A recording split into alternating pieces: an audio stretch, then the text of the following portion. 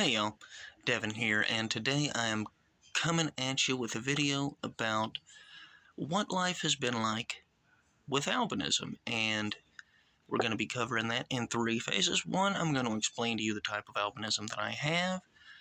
Two, we are going to be explaining how that affected my life as a kid in school, and three, how that affected my life as an adult. And we're going to begin by explaining to you the type of albinism that I have, which is oculocutaneous albinism. Now, this affects primarily the skin and eyes. Now, the first thing I'll go ahead and address here is the lack of skin pigment, which means, as you can tell, white hair, very pale. We do not tan well, obviously. And this is caused by a mutation in the gene primarily responsible for the production of melanin in the skin and skin pigment. So, as a result, our eyes tend to absorb about 10 to 15% more light than the average person. You might notice that I'm squinting. That's a big reason why. It's one of the reasons I don't have another light here. And light sensitivity is a big, big thing. When I was in school, I used to wear a hat, but we'll come to that.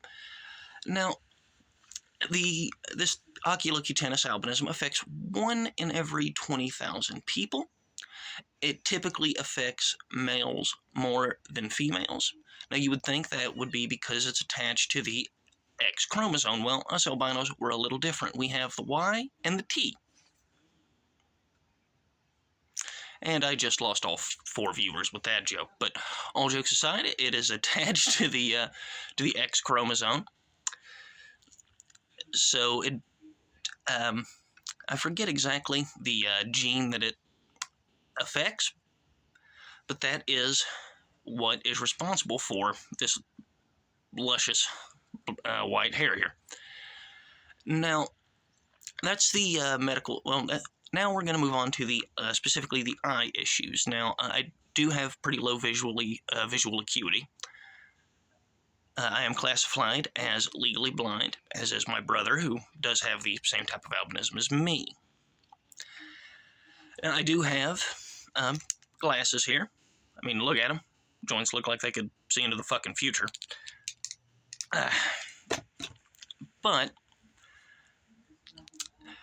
when it comes to the eyesight, it is, I think, trying to think of a good way to explain it. I'm looking here at the camera. I can see the time bar up here at the top. I can see that there's numbers there. I can see something's written there, but I cannot make out what it is. Even with my glasses here, I still couldn't tell you what the timestamp is. I do know it's there. As for my bottom bit here, I can see a lot more detail with the glasses. I can see the start and stop button and things like that. When I take my glasses off, I can tell that there's 2 dots in the little stop and record button there. So that would be what it looks like through the eyes a little bit. Now, as a kid in school getting into this, for a long time they would enlarge the paper.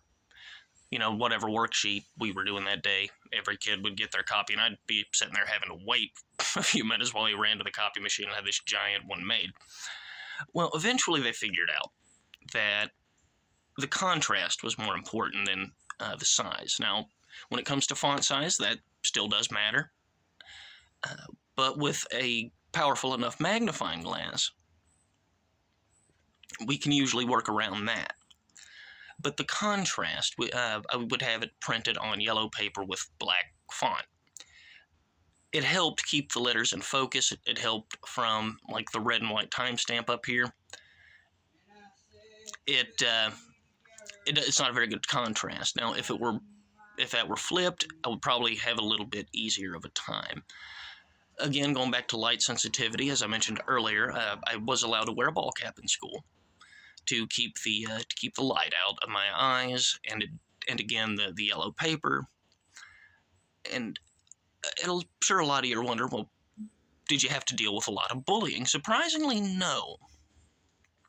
Now, you're always going to have one or two, I learned from my experience, but usually enough, you could get them to back off with like, hey, leave me alone. And fortunately, I had a father and an older brother that taught me how to fight. You know, bullies learned real quick. And stay away from that fucking albino kid, man. He'll throw a brick at you. But it was very rare dealing with bullies. I was not popular in school, but I was not unpopular. I was kind of, I think if you ask most people, they would say he was kind of smack dab in the middle of the social order. And I always tried to not really let any of that affect me. I was going to live my life and try to be as happy as I could be. It was not uncommon to see me singing walking into class a lot of times. And hell, I still wake up going and getting my morning coffee. Still wake up singing. I thoroughly enjoy life, man. And if anyone's out there and you've got a disability and you're feeling like you're on an island out there all on your own, know that you are not. That if you just focus on the things that you can change, don't worry about the things that you can't, and you soldier through, you'll get what you're after. It takes persistence, and you are going to have to work a little harder, but you can do it. So that's what I tell anyone is when they ask me, what's it like being albino? I tell them, it's pretty much just being like anybody else, man.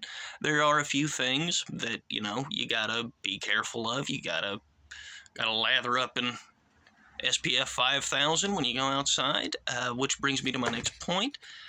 When I do go out, one of the things that I'll do is I have me a big cowboy hat that I wear in addition to sunglasses. That helps, but some days it is too bright. My fiance will actually, almost like a little old lady crossing the street, have to help me across the parking lot just because everything's so bright. I'll actually have to close my eyes because of the strain. And the strain does cause headaches from time to time, which really sucks because me and my brother both are pretty avid readers. And thank God for audiobooks. Let me tell you, that helps a lot. As far as affecting my life as an adult in the biggest way is the inability to drive. That would be the one thing about my life I would change, I would say.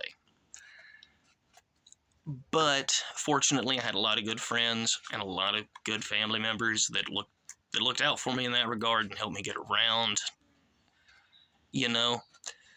And I thank God for that. And I guess in answer to the question of what life is like being an albino, the answer is just like yours, just can't go out in the sun as much. Got to take a little extra precaution, shall we say, but hey man, that's life. And my message to anyone who does have albinism, man, trust me, there's a lot more of us than you might think. You're not alone out there, and never let anyone get to you. I've been called it all, Casper, Q-tip. I did get a Facebook comment at one point that called me Benjamin Button, which was pretty hilarious. But, yeah. Oh, and one other thing on the more medical side of it. If any of you have met someone with albinism, you might notice that their eyes move back and forth. What that is that is called an nystagmus. It's an involuntary movement. We do not notice it's happening. Our eyes do correct for that on their own. And again, it has to do with the lack of pigment and the way light affects our eyes. But guys, as far as, again, getting back on topic to affecting my life and all of that, the answer is I never really tried to let it as much as you might think. It never really presented much of a challenge, at least nothing that I wasn't used to dealing with. And when it comes to the transportation issue, fortunately, if you do live in a rural area like me, and you do have a difficult time with public transportation, go ahead, and I would recommend you call your county or local government and see what services they offer. Most places do offer some sort of public transit, and I would advise you to take advantage of that because that really did help. I've had to use it on occasion, and Guys, it's wonderful. It's a great thing. But, my message to wrap up this video is, has albinism affected my life in any meaningful way? None that I can honestly tell. And to anyone out there that might be struggling with albinism or any other kind of disability, like I said earlier in the video, keep trucking, keep soldiering through, keep your head up, never let anyone get you down, because you're always going to have that one person, and if you knew how fake they were being, you wouldn't want to be around them anyway. But guys, that is the video today. Hope you enjoyed it. If you have any questions, be sure to ask them in the comments down below. Be sure to like, share, and subscribe, and I will see you guys later.